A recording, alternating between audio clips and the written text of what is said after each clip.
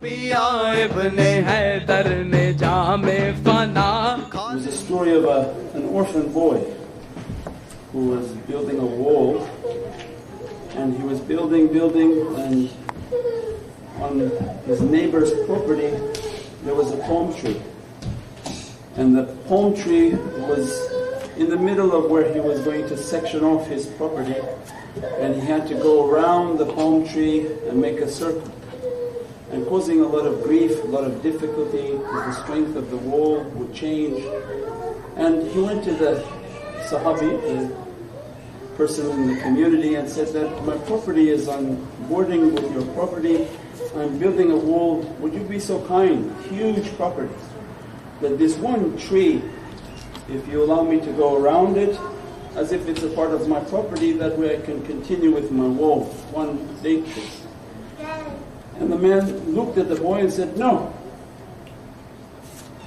I'm not going to let you to take my one tree, maybe it has 400 trees, 400 date trees. And the boy was very saddened and again pleaded that if you just allow me to build this fence. And he felt in himself he is yatim.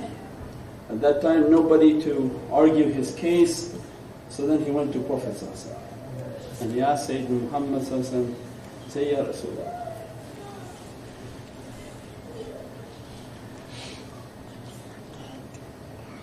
I don't know why I cry. Because for us it's very deep.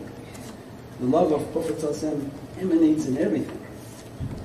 The yatim who had no one to defend him, he went to Prophet said, Ya Sayyidi Ya Rasulullah, I'm building this fence and this neighbor, they're all companions, all in Medina. He is not allowing one tree to be a part of the property so that I can make my fence to go around. I have no one to argue and plead my case and to convince him to agree. Would you be so kind as to take the case and hear the issue? And Prophet said, no problem, don't worry. Call that man and everybody in the majlis, I'll talk to him at that time. And in front of the whole majlis, that Mawlana would describe that in the mosque, after like Asr or Zohr, Prophet would deal with many issues of the community. All the companions are sitting there, and this person from the community comes, and Prophet brings the yatim and asks that he wants to build his fence, and there's only one tree from your many trees that Allah has given to you, would you mind that he section off that tree and continue with his fence? And the man looked to Prophet and said, no. And immediately hearts are dropping, the companions are ashamed, and the word of Prophet is now falling to the ground. Means the tashrif, the azimah, the greatness of Sayyidina Muhammad is that he merely asks, and our life is samina wa atana. And we're hoping and begging and praying that one day Prophet look to us and ask us that call us into your Divinely service and let us to be under your amr. That one day you call for us and that our heart be clean enough and pure enough that we say, Samina wa atana. And Prophet asked again that please, for my sake, let the boy have the one tree, and I give to you and guarantee for you, Allah will guarantee for you trees in paradise. I guarantee for you this one date tree, a paradise in heavens. And when Prophet is giving paradise, he's not giving a small paradise. And the man again looked and said, no. And immediately the heart of the companions and sincere companions are shaking. That they are day for day struggling with their life, with their entire being for the rida and satisfaction of Sayyidina Muhammad, and this one lousy palm tree is bringing the whole azimat al-Nabi down. that the people who are struggling with their life to serve Sayyidina Muhammad ﷺ, and in one shot this man is saying no, and then not even thinking for himself a paradise, what type of paradise Prophet ﷺ coming to give. Means for us it's always a reminder that everything in the way of Sayyidina Muhammad ﷺ has tremendous lights, tremendous blessings, unimaginable realities. As much as you keep and we keep that honour up, Allah gives. As much as we try to bring the greatness of Prophet ﷺ down, the gatherings of Prophet ﷺ down, the associations of the lovers of Sayyidina Muhammad ﷺ down, then it's at our own loss. At that time immediately Sayyidina Abu Darda jumped in. So he said, Ya Rasulullah, is that offer still valid? Because he doesn't want Prophet ﷺ to become saddened, he doesn't want Prophet ﷺ to become humiliated. He says, is that offer standing? Abu Darda is standing. Means these people don't understand that greatness. What I'm offering for one tree, what I'm going to grant to him for one tree. Abu Darda said, I'll take that. I'll take that contract, I'll take that arrangement. He said, Ya Rasulullah. He went to the man and said, you know who I am? He said, yes, we all know you. You know my bagh, my garden that I have? He said, yes, you have the largest garden in all of Medina. He said, I give you all of that garden for this one tree. The Prophet ﷺ is asking. And at that time he said, you're crazy. You give your whole garden for one tree? He said, yes, my whole garden for your one tree. Immediately he made the exchange, he came back to Prophet ﷺ and said, here's your tree, it's yours, Sayyidi Ya Rasulullah. I gave my entire wealth for your satisfaction. Is that paradise for me? Ya Abu Darda, that paradise is for you. He ran home and he didn't enter the property line. He came to the property line and he called his wife and children. So, oh my wife, come. He didn't want to even enter the property, he sold it. He walked away from what he gave, never to look again back at it, never to have doubt.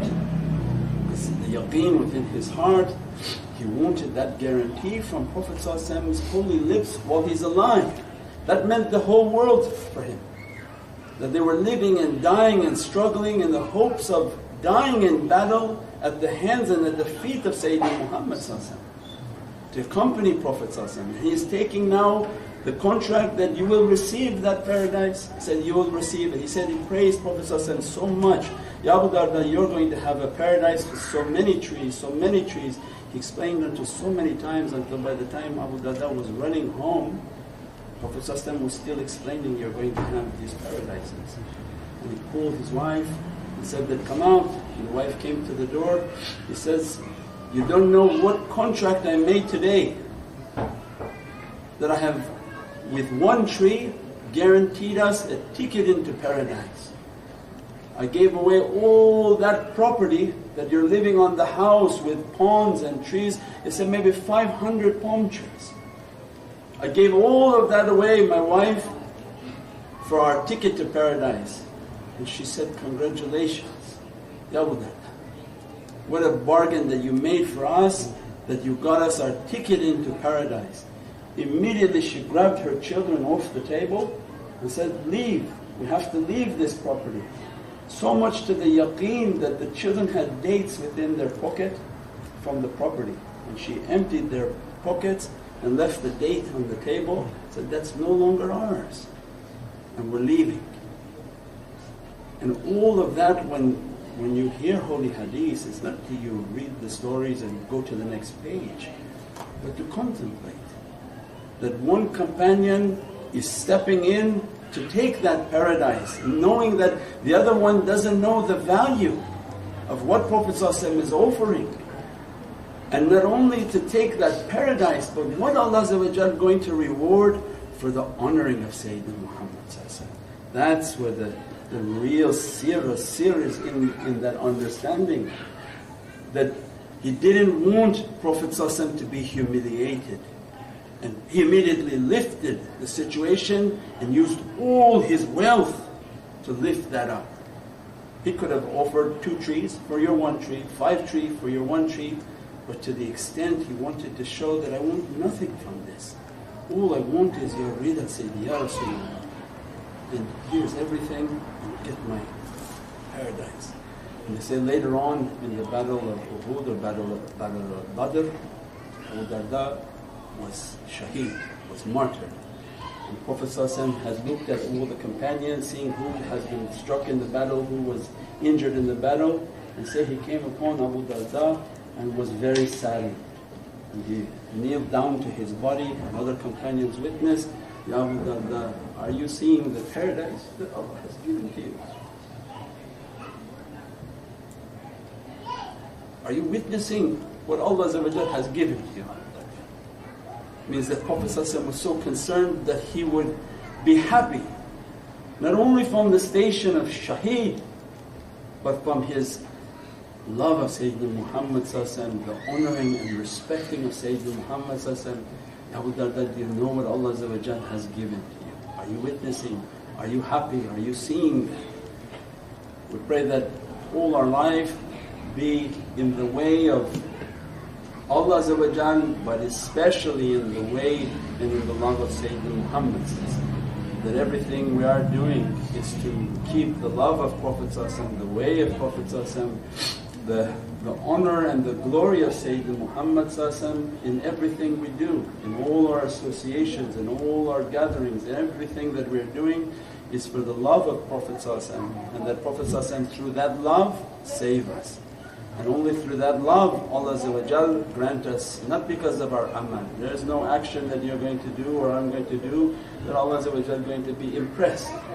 But what Allah will be impressed is that you kept the honour, the love and the glory of Sayyidina Muhammad and I will show you a day in which I honour and glorify you throughout the